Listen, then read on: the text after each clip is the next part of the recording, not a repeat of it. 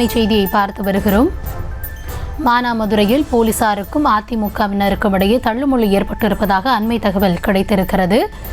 அண்ணாமலையின் உருவ பொம்மையை அதிமுகவினர் எரிக்க முற்பட்ட போது அவர்களை தடுக்க முயன்றதால் போலீசாருக்கும் அதிமுகவினருக்கும் இடையே தள்ளுமுள்ளு ஏற்பட்டிருக்கிறது. அது குறித்த காட்சிகளையும் நாம் தற்பொழுது பார்த்து வருகிறோம். விவரங்களோடு இணைந்திருக்கிறார் எம்முடைய செய்தியாளர் மகேஷ். மகேஷ், வணக்கம். என்ன நடந்தது? கூடுதல் விவரங்களை பதிவு பண்ணலாம்.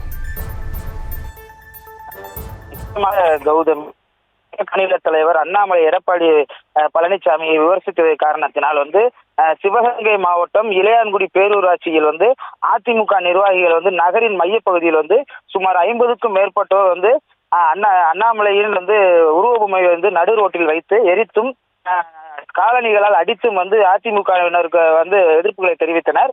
இதை தடுக்க முயன்ற போலீசாருக்கும் அதிமுகவினருக்கும் இடையே தள்ளுமுள்ளானது ஏற்பட்டது. கடந்த 2 நாட்களுக்கு முன்பு அண்ணாமலை அவர்கள் அதிமுகவை எதிர்க்கட்சி தலைவரான அதிமுகவை சேர்ந்த எடப்பாடி பழனிசாமி விமர்சித்தது பல தரப்பு மக்கள் பல தரப்பினர் எதிர்ப்பு தெரிவித்த நிலையில் தற்போது அதிமுகவினர் இளையான்குடி மையப்பகுதியில் உருவ பொம்மையை எரித்து காலணிகளால் அடித்தது பெரும் பரபரப்பை ஏற்படுத்தியுள்ளது. கௌதமி,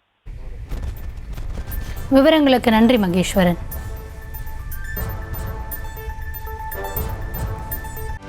செய்திகளை உடனுக்குடனும் துல்லியமாகவும் தெரிந்து கொள்ள சப்ஸ்கிரைப் பண்ணுங்க.